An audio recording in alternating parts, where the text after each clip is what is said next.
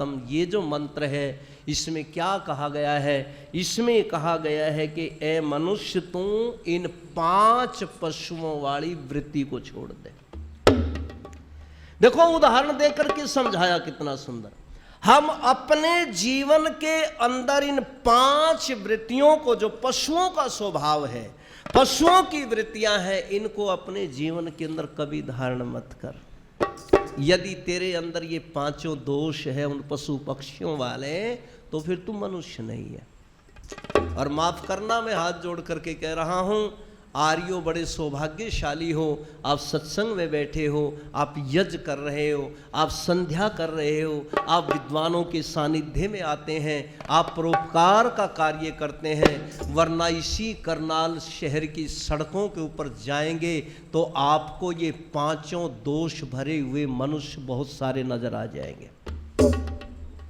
मैं केवल करनाल की बात कर रहा हूं। यदि करनाल से बाहर निकल करके आप चले जाएं दक्षिण भारत में, कलकत्ता में चले जाओ, आप सिक्किम में चले जाओ, आप गोवा में चले जाओ, वहां पर तो आपको मनुष्य नाम की चीज बिल्कुल समाप्त हुई मिलेगी।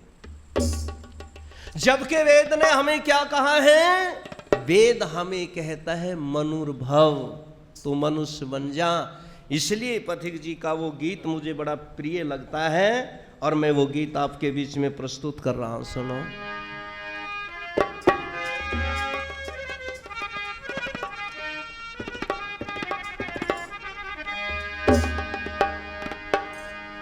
अरे मानव बनकर क्यों करता तू पशुओं सा व्यवहार। एक एक शब्द बड़े ध्यान से सुनने का है। मानव बनकर क्यों करता तू पशुओं सा व्यवहार।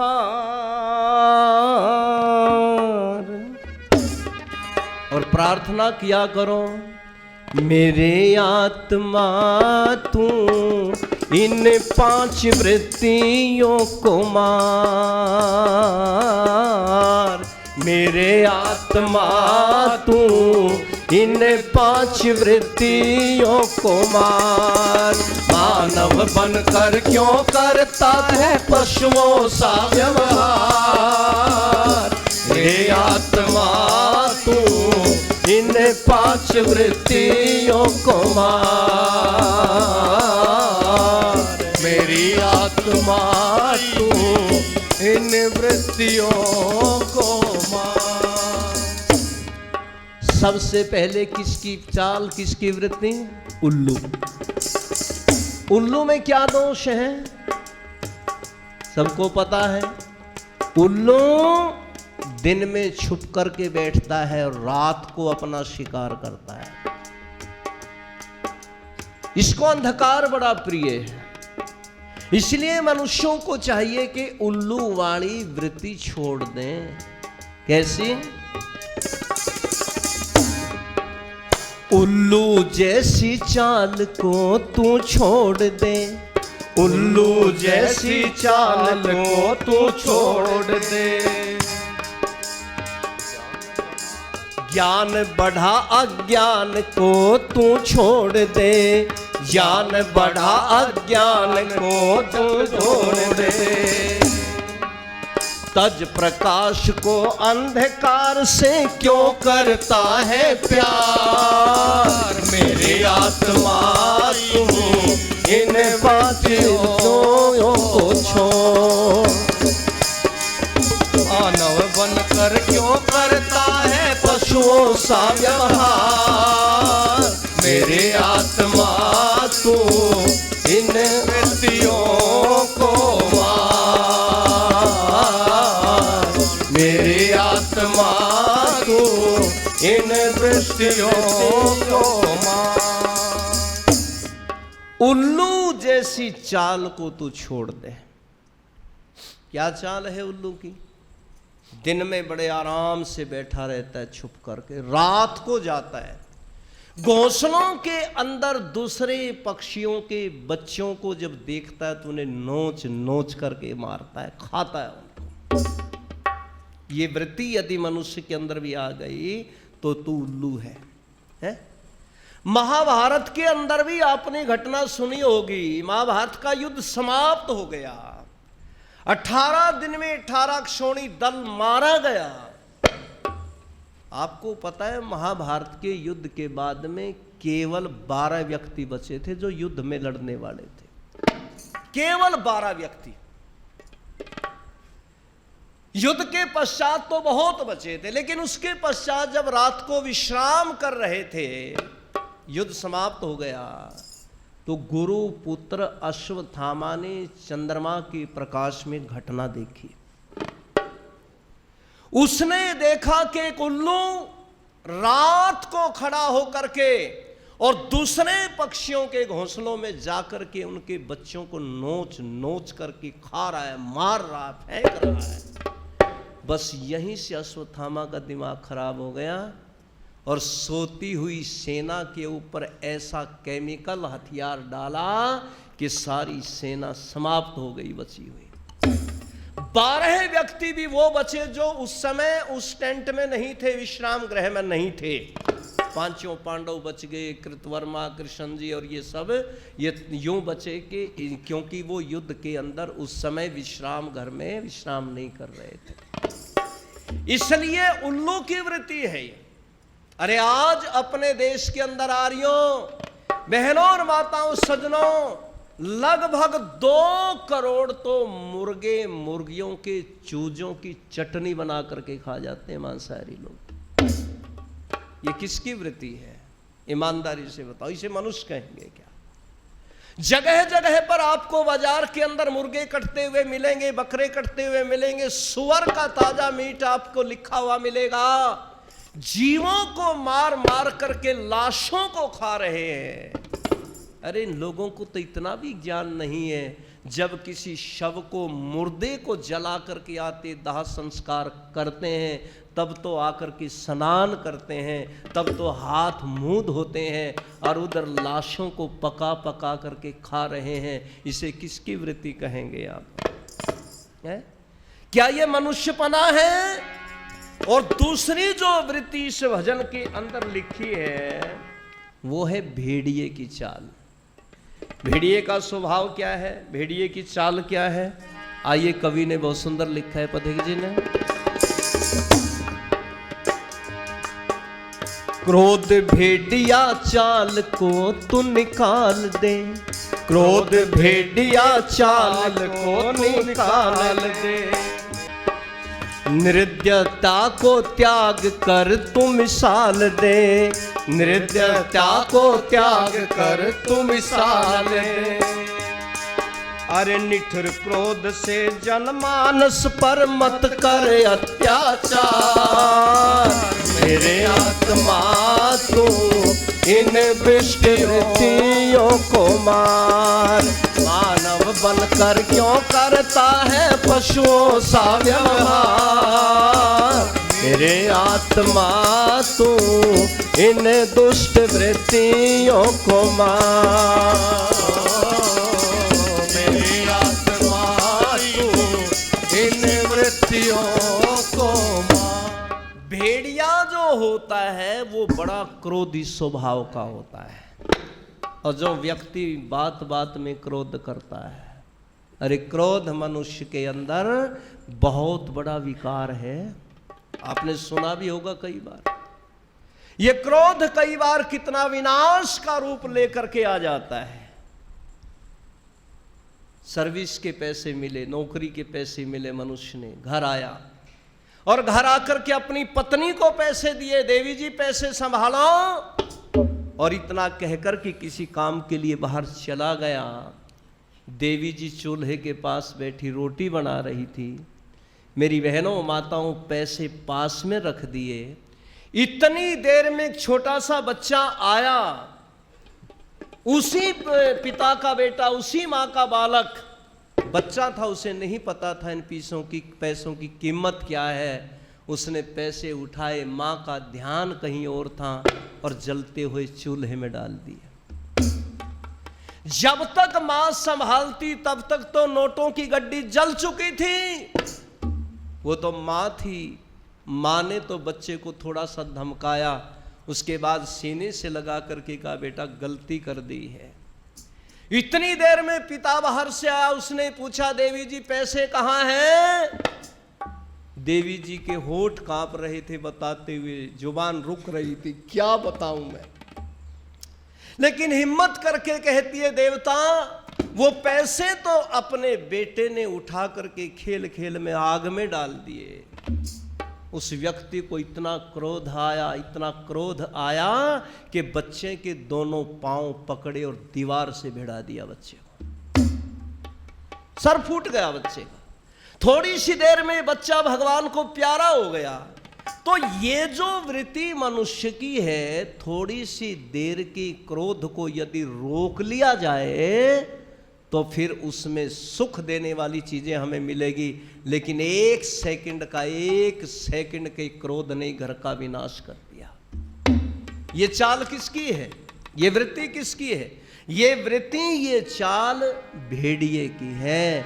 इसलिए वेद कहता है भेड़िए की चाल को छोड़ दें, नम्रता का व्यवहार, प्रेम का व्यवहार अपने जीवन के अंदर धारण कर लें। और तीसरी वृत्ति किसकी है? कुत्ते की। कुत्ते का क्या स्वभाव है? आहा, बड़ा गजब का लिखा है, सुनो। कुत्ता बनकर भौंकना और काटना, कुत्ता बनकर भौंकना और काटना, उल्टी करके आप ही उसे चाटना, उल्टी करके आप ही उसे चाटना।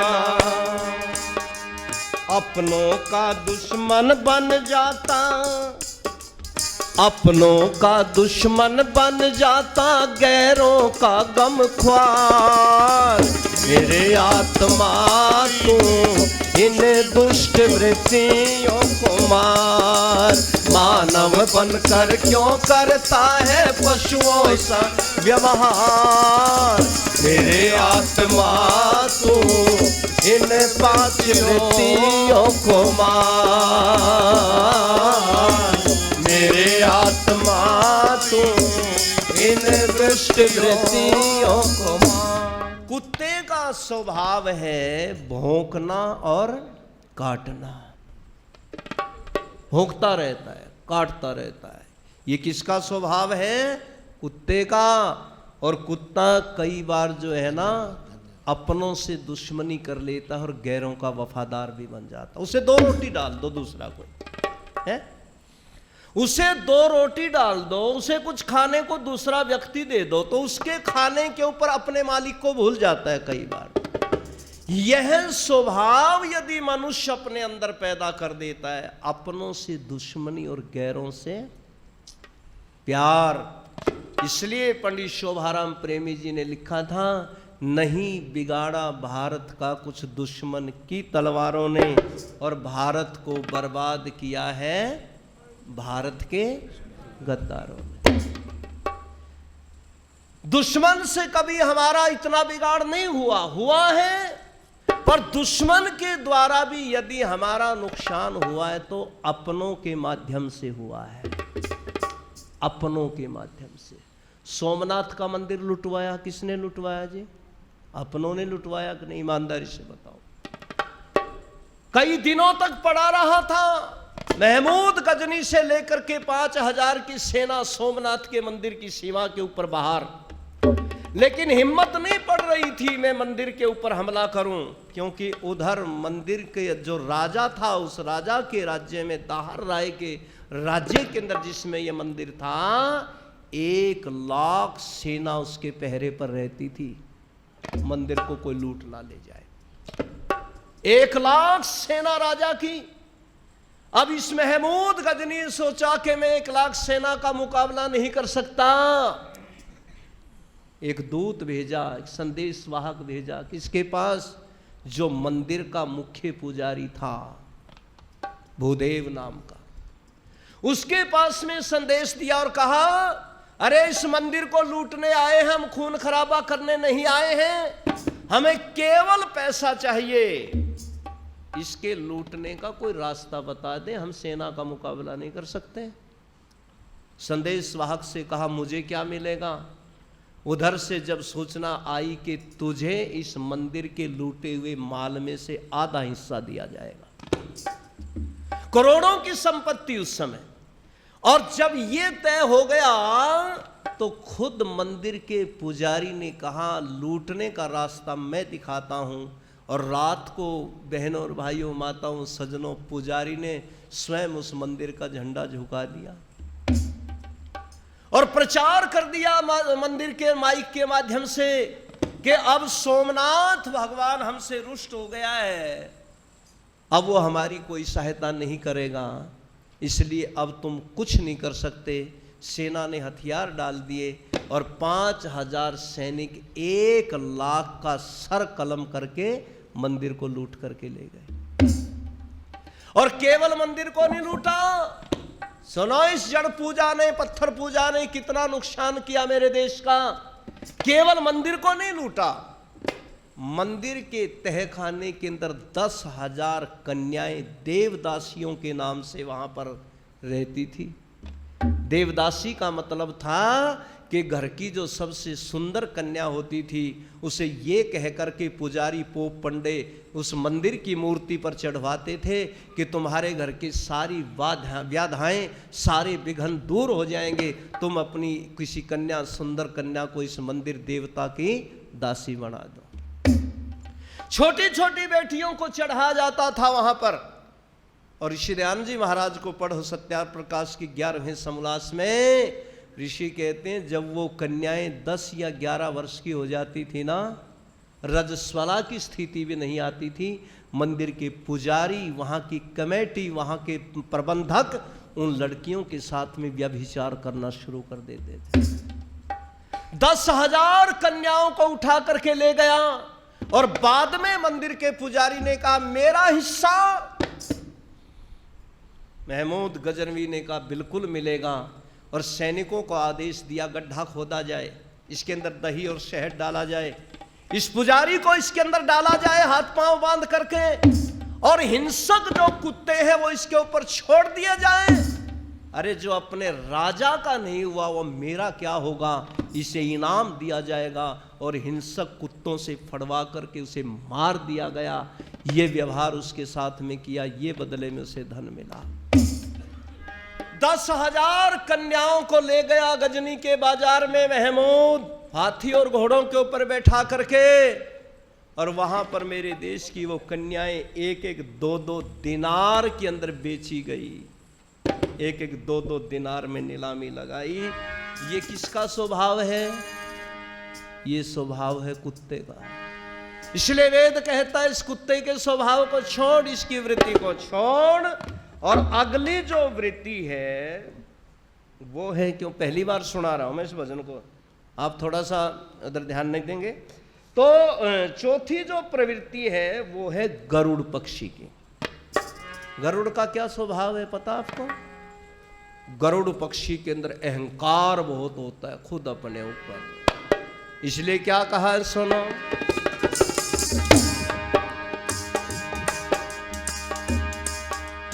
गरुड़ की भक्ति बात ना कर अभिमान तू, गरुड़ की भक्ति करना तो अभिमान तू, अकड़ अकड़ ना चल तू सीना तान तू, अकड़ अकड़ कर चलना सीना तान तू। सदा जहां में उठी रहती है कब किसकी तलवार, मेरे आत्मा तू इन 5 वृत्तियों को मार। बनकर क्यों करता है पशुओं सा व्यवहार, मेरे आत्मा तू इन दुष्ट वृत्तियों को मार। मेरे आत्मा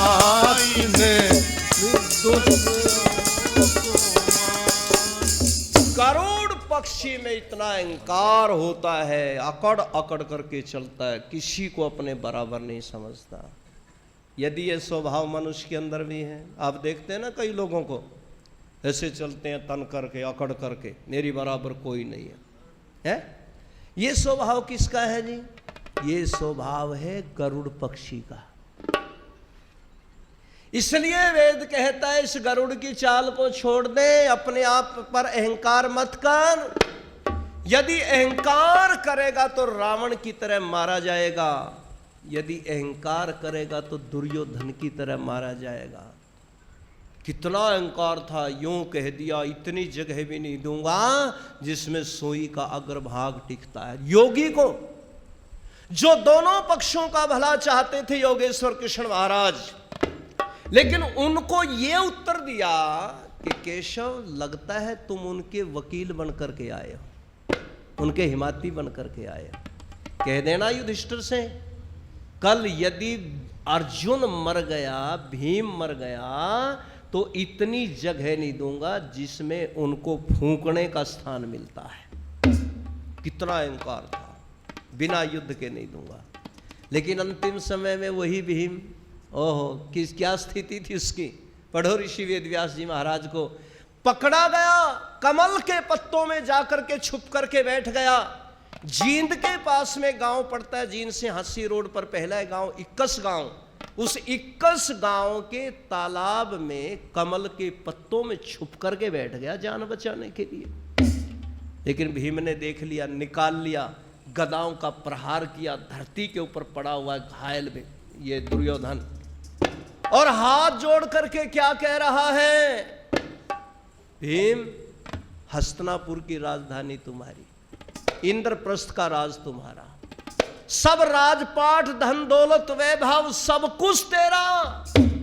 भैया सन्यास लेकर के जंगल में चला जाऊंगा, केवल मेरी जान बख्श दे, मुझे मार मत। सारे परिवार को खत्म करवा दिया, बंधु बांधवों को खत्म करवा दिया, रिश्तेदारों को मरवा दिया, और अंत में अकेला अपनी जान के लिए वो अहंकार टूट गया। आज दुर्योधन हाथ जोड़े खड़ा है और यूं कहता है केवल मुझे मेरे प्राणों की भिक्षा दे दो। तो ये स्वभाव किसका है जी? ये स्वभाव गरुड़ पक्षी का है, अपने आप पर इतना अहंकार करना। लेकिन एक स्वभाव और है, चीड़ा। वेद ने नाम लेकर के कहा है, चीड़े के अंदर क्या वृत्ति है? इसके अंदर कामुकता बहुत ज्यादा होती है। तो केवल मनुष्य का यही स्वभाव बनना, वेद कहता है इस वृत्ति को भी छोड़ दे दो। क्या वृत्ति है ये?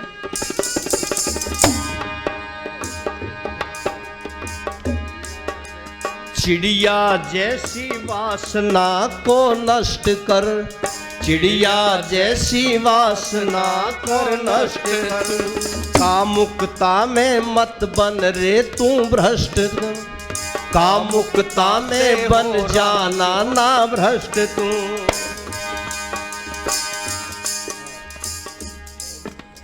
ब्रह्मचर्य का पालन करके जीवन लिए सुधार, मेरे आत्मा तू इन दुष्ट वृत्तियों को मार। मानव बनकर क्यों करता है पशुओं सा व्यवहार, मेरे आत्मा तू इन दुष्ट वृत्तियों को मार, मेरे आत्मा तू इन दुष्ट वृत्ति। इसलिए मनुष्य के अंदर यदि ये पांचों दोष आ जाते हैं पशु पक्षियों वाले, तो फिर वो मनुष्य नहीं रहता। उसे क्या कहना चाहिए? वो पिशाच बन जाता है, राक्षस बन जाता है। मनुष्य संसार के अंदर आया है। देखो हम दुनिया के अंदर आए हैं तो किस लिए आए हैं? हम इसलिए आए हैं कि संसार में आकर के संसार से ही छूट जाएं। गजब की बात है, संसार में आकर के संसार से ही छूटना। और वो संभव भी तब है जब हम संसार में आकर के संसार को समझेंगे। इसलिए आप वेद का मंत्र बोलते हैं, बहुत बार आहुतियां डालते हैं। आचार्य जी ने अब भी डलवाई थी और आप डालते हैं ना, त्र्यंबकम यजामहे सुगंधिम पुष्टिवर्धनम उर्वारुकमेव बंधनात् मृत्योर्मोक्षये मामृतात्। गजब का उपदेश है इस वेद मंत्र के अंदर। ये वेद का मंत्र कह रहा है, हे त्र्यंबकम, सारे संसार के, त्रिलोकी के नाथ, सारे विश्व के मालिक, हम इस संसार के अंदर से जब जाएं तो ऐसे जाएं जैसे पका हुआ खरबूजा अपने आप बेल से अलग हो जाता है। ऐसी स्वाभाविक मृत्यु जिनकी आती है ना संसार के अंदर, वही सच्चा जीवन जी करके गए हैं। और जो दुनिया में तड़फ करके मरते हैं, दुनिया में तड़फ तड़फ करके मरते हैं, रोगी होकर के जाते हैं, तो इस वेद मंत्र के विरुद्ध उन्होंने जीवन को जिया है। इसलिए कहा है, दुनिया के अंदर आकर के पाप वृत्तियों को, दुष्ट वृत्तियों को, इनको छोड़ करके सात्विक जो वृत्तियां हैं संसार के अंदर, उनको अपने जीवन के अंदर धारण कर। और लिखा था बेमौल जी ने बड़ा प्यारा सा गीत, आइए आपको सुना रहा हूं।